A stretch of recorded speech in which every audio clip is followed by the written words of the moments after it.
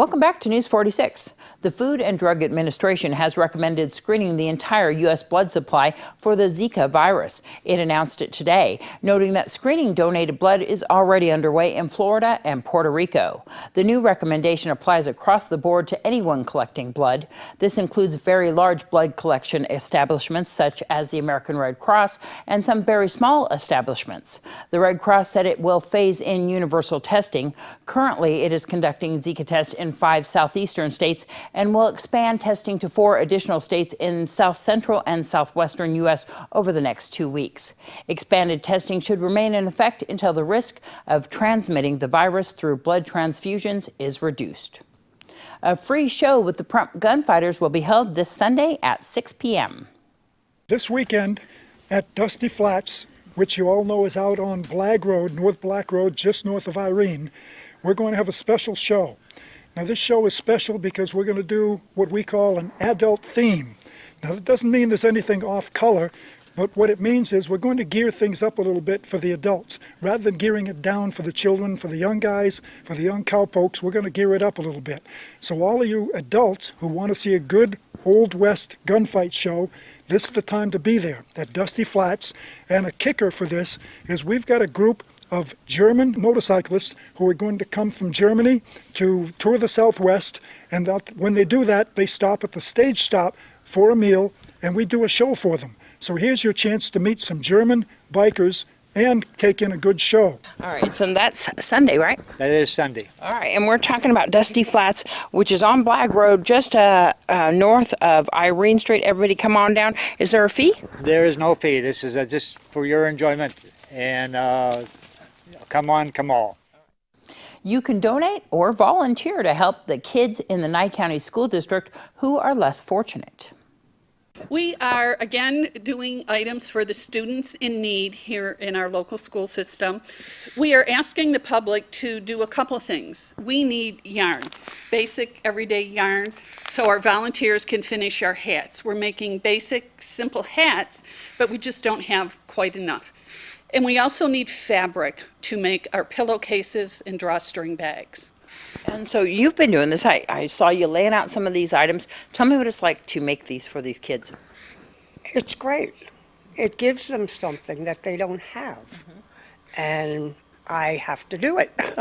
It's just, I have to get fabric. I have to get people to donate money because it gets expensive. How many volunteers do you have? Probably about 20 altogether.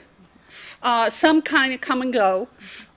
Throughout the winter, we have more RVers that come in and help. But right now, our next big event is September 17th at the Coalition, where we're having a community sew-in. We're asking anyone that can do basic sewing to bring their sewing machine and come on over. We'll have, all the fabric that we have will be there ready for people to sew. How many kids have been identified that are in need here in the Nye County School District? Approximately 400, and CASA has 200, which is a little different program, but they're still very young children in need. So what items are you hoping to get sewn and donated to them? Pillowcases and drawstring bags. And then these hats too, right? The hats, Barbara needs more yarn to have them made. She has a whole little crew making her hats. I have a whole little crew making my pillowcases. We need more. We need more. Tell me some of the fabrics that the kids like for these pillowcases. Bright, colorful. The young ones like the young stuff with the trucks and the cars and the planes. And the little girls like the really bright polka dots and stripes and psychedelic fabric because they get to pick their own. Yeah. It doesn't have to be the theme fabric like Shopkins and Disney. Anything bright and colorful. It works. So how can they get in touch with you? 751-5356. And if they... Let's see what's up with Patti Diamond and Divas on a Dime.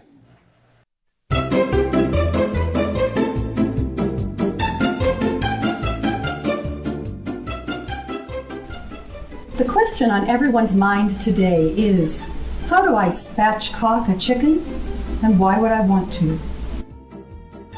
I'll answer the why before I show you the how.